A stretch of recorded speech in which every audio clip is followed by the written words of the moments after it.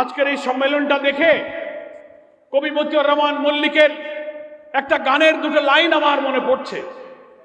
তিনি গানে বলেছেন, জনতা সাগরে আশার জোয়ারে ডাকে বান, কোটি প্রাণে প্রাণে চিরচেতনার জাগে গান।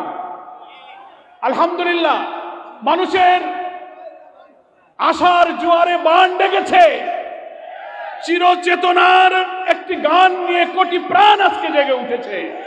সেই গান হলো বাংলাদেশে নতুন রাষ্ট্র বিনির্মাণের যে অভিযাত্রা আমরা শুরু করেছি।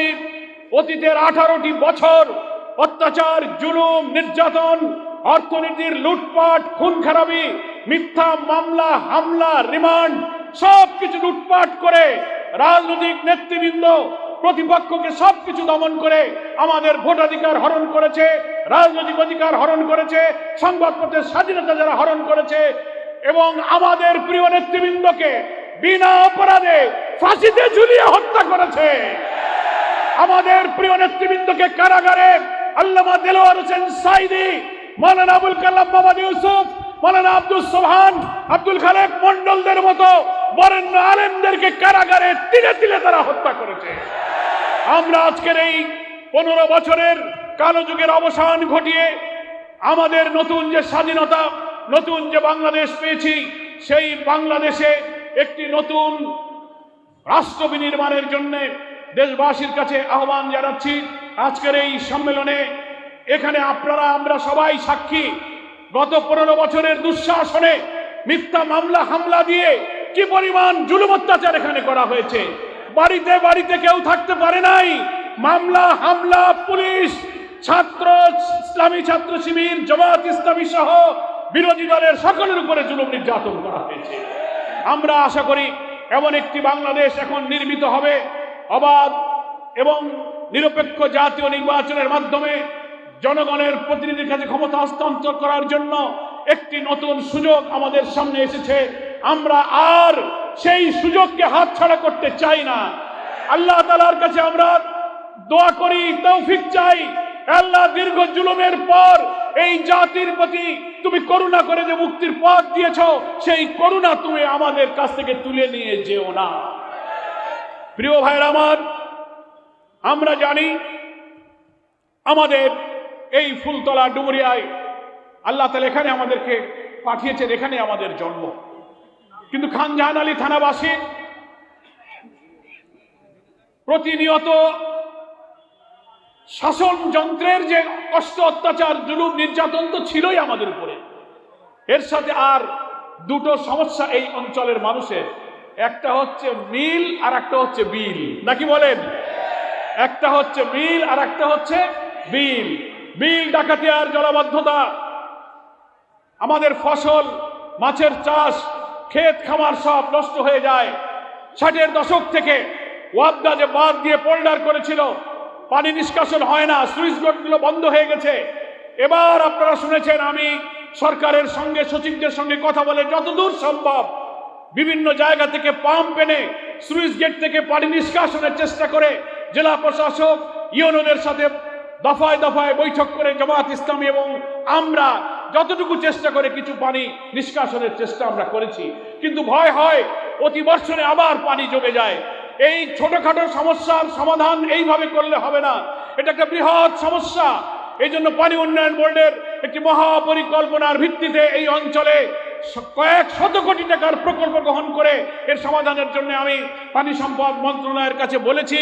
ওনারা বলেছেন আমরা এই অঞ্চলের জন্য একটি বড় পরিকল্পনা গ্রহণের চেষ্টা করছি। আমরা মনে করি একটি নির্বাচিত সরকার মানুষের দুঃখ কষ্ট যারা বুঝবে, এমন সরকার ছাড়া এই সমস্যার সমাধান হবে না। মানবীয় চেষ্টা করে এই বিশাল সমস্যার সমাধান হবে না। তাই আপনারা একটু ধৈর্য ধরবেন এবং আমরা এই অন্তর্বর্তীকালীন সরকারকে সহযোগিতা করব। আরেকটি সমস্যা, আমাদের বিগত আওয়ামী আমলে 26টি পাটকল সরকারি বন্ধ করা হয়েছে, 26টি জুট মিল বিনা কারণে আওয়ামী লীগ বন্ধ করে দিয়েছে। তারা বলে লোকসান যায়, ভর্তুকির টাকা দিতে পারবো না। তাহলে বিজেএমসির অফিসাররা বেতন পায় কি করে?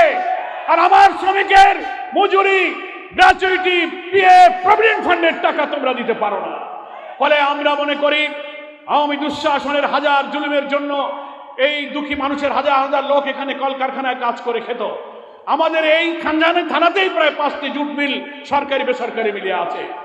আমরা Afil, Alim, Eastern, Merchant jute mill, jute spinners, একে একে সোনালী, এজাক্স যা কিছু বন্ধ হয়েছে, আমরা মনে করি সরকারের পদক্ষেপ নিয়ে হয় আপনি এই মিলগুলো চালু করেন, মালিককে ডেকে তাদের বকেয়া পাওনা দিয়ে দেন, না হয় সরকারি অনুদানে মিল চালু করার ব্যবস্থা করুন।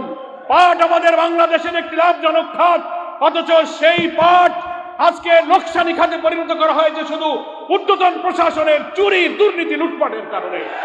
এর জন্য শ্রমিকরা দায়ী না, জনগণ দায়ী না, দায়ী হলো যারা এটা চালায়, তাদের চুরি, তাদের দুর্নীতি, তাদের লুটপাট।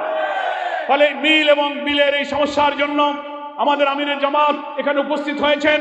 আপনারা অনেকে বলেছিলেন এই যে মিলের নেতৃবৃন্দ আমার কাছে স্মারকলিপি দিয়েছে আমিরে জামাতকে দেওয়ার জন্য, আমি আমিরে জামাতকে দিব এবং এলাকাবাসীর পক্ষ থেকে আমার আমিরে জামাতের কাছে আবেদন থাকবে তিনি এই বক্তব্য, এই স্মারকলিপির প্রসঙ্গটি এই সরকারের যিনি প্রধান, অন্তর্বর্তীকালীন সরকারের প্রধান উপদেষ্টা নোবেল বিজয়ী ডক্টর প্রফেসর ইউনূসের সাথে উনি এই এলাকার সমস্যা নিয়ে আমাদের পক্ষ থেকে তিনি কথা বলবেন ইনশাআল্লাহ। আমি আপনাদের কাছে আরেকটি কথা বলে বিদায় নিতে চাই, কারণ আমিরে জামাতই আমাদের আজকের এই অনুষ্ঠানের মূল বক্তব্য দেবেন। আমরা এই ফুলতলা ডুমুরিয়া একটা সন্ত্রাস কবলিত অনুন্নত অঞ্চল ছিল। 5টি বছর আপনারা আমার উপরে জিম্মাদারি দিয়েছিলেন। আল্লাহর রহমতে আপনাদের কাছে কৃত ওয়াদা অনুযায়ী সেই সন্ত্রাস মুক্ত ডুমুরিয়াকে সন্ত্রাস মুক্ত করে একটি শান্তির জনপদে আমরা পরিণত করেছিলাম। চরমপন্থী দুর্বৃত্ত খুনিদের কোন ঠাঁই আর ফুলতলা ডুমুরিয়ায় হয় নাই, সব হারিয়ে গেছে। উন্নয়নের জন্য কথা বলে লোকেরা যারা লুটপাট করেছেন, আমরা চেষ্টা করেছিলাম 5টি বছরে আমাদের সাধ্য অনুযায়ী এই এলাকার অনুন্নত জায়গাগুলিকে উন্নত করার, রাস্তাঘাট, বিদ্যুৎ, স্যানিটেশন, খাবার পানি, টিউবওয়েল, পানি নিষ্কাশনের জন্য যতটুকু সম্ভব। 52-53 বছরে যা হয় না, 5 বছরে কি সব আশা পূরণ করা যায়? আমরা যতটুকু সম্ভব আমরা চেষ্টা করেছি। মহান আল্লাহ তাআলা যদি বাংলাদেশে একটি অবাধ জাতীয় নির্বাচনের মধ্য দিয়ে মানুষের কল্যাণকর কোন সরকার গঠনের সুযোগ দেশের মানুষ পায়, ইনশাআল্লাহ আমাদের এই অঞ্চলের মানুষের দুঃখ দুর্দশার লাঘব হবে ইনশাআল্লাহ। আমি এলাকাবাসীকে আহ্বান জানাবো, আসুন, বাইরের অনেক নৈরাজ্য, অরাজকতা, অস্থিরতা সৃষ্টির ষড়যন্ত্র চলছে এই সরকার দায়িত্ব নেওয়ার পর থেকে। এ বিষয়ে আমিরে জামাত বলবেন, অস্থির না হয়ে স্থিরভাবে এই অন্তর্বর্তীকালীন সরকারকে সহযোগিতা করে একটি সুন্দর সুষ্ঠু নির্বাচনের জন্য আমরা এই সরকারকে ইনশাআল্লাহ সহযোগিতা করব। আজকের এই সম্মেলনে হাজার হাজার মা বোনেরা সকালবেলা এখানে এই পাশের প্যান্ডেলে কষ্ট করে উপস্থিত হয়েছেন। আমরা তাদেরকেও সম্মেলনে আমাদের তরফ থেকে আন্তরিক অভিনন্দন এবং দোয়া জানিয়ে আমি আমার বক্তব্য শেষ করছি। খোদা হাফেজ। বাংলাদেশ জিন্দাবাদ। জামাত ইসলামী জিন্দাবাদ।